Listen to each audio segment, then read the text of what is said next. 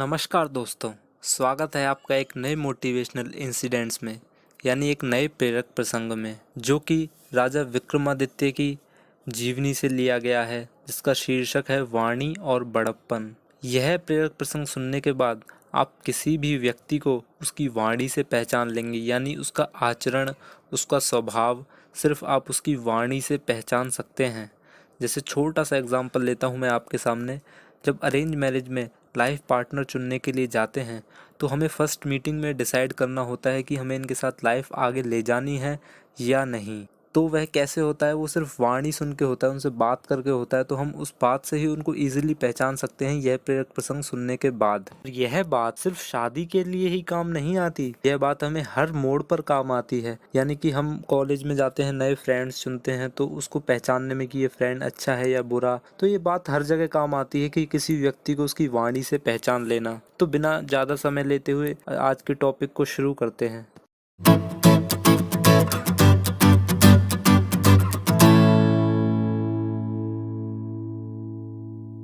एक बार राजा विक्रमादित्य अपने सैनिकों तथा मंत्री के साथ शिकार खेलते हुए जंगल में एक दूसरे से भटक गए।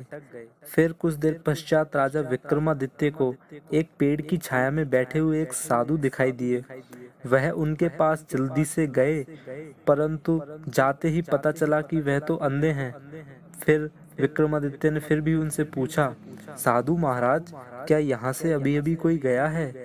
अंधे साधु ने कहा, राजन, सबसे पहले तो यहाँ से आपके सेवक गए और उसके बाद आपके सेनानायक गए और आपके मंत्री तो अभी अभी यहाँ से गए हैं। अंधे व्यक्ति के उत्तर से राजा विक्रमादित्य आश्चर्यचकित हो गए और बोले, महाराज, आपको तो आंख से दिखता ही नहीं है, फिर आपने यह कैसे पहचाना कि पहले मेरे सेवक गए, फिर सेना नायक गए और फिर मंत्री यहाँ से अभी अभी निकले हैं और मैं उनका राजा हूँ, यह कैसे पहचाना आपने? साधु महाराज ने मुस्कुराते हुए उत्तर दिया, महाराज, राजन, मैंने तीनों की और आपकी वाणी सुनी और उसी से मैंने यह अनुमान लगाया है कि कौन सेवक है, कौन सेना नायक, कौन मंत्री और कौन राजा है। फिर राजा विक्रमादित्य ने पूछा, यह कैसे हो सकता है महाराज? फिर महाराज ने उत्तर दिया, राजन, पहले आपका सेवक आया और उन्होंने मेरे से पूछा, क्यों रे अंधे, यहाँ से अभी कोई गया है? फिर उसके कुछ देर पश्चात सेना नायक ने पूछा, सूरदास, यहाँ से अभी कोई गया? मंत्री आए, उन्होंने पूछा, सूरदास जी, यहाँ से अभी कोई राहगीर गया है क्या? फिर महाराज आप खुद स्वयं आए और फिर आपने पूछा, साधु महाराज, क्या यहाँ से अभी अभी कोई गया है?